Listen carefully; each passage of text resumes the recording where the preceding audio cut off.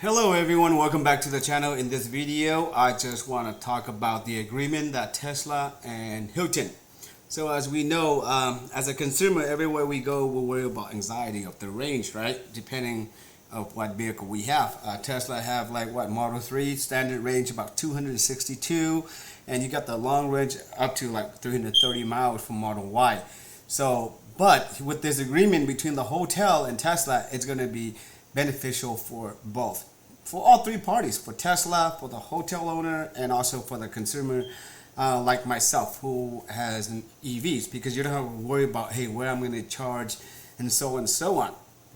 So the agreement is starting, Hilton has about 2,000 locations all across the United States, Canada, and Mexico, and there will be installed about 20,000 chargers in total. So approximately about minimum of 6 chargers at each hotel.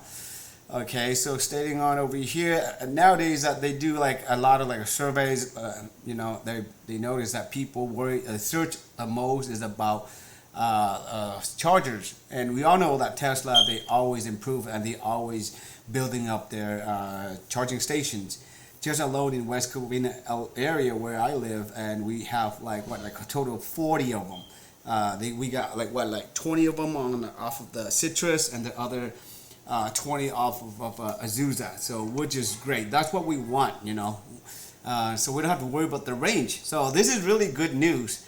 So again, I just want to bring to you guys a short news about this agreement. So if you guys like the video and like the information, please give it a thumbs up and give it a like, and make sure you subscribe to the channel for more Tesla information. Other than that, take care, and I'll see you guys in the next video.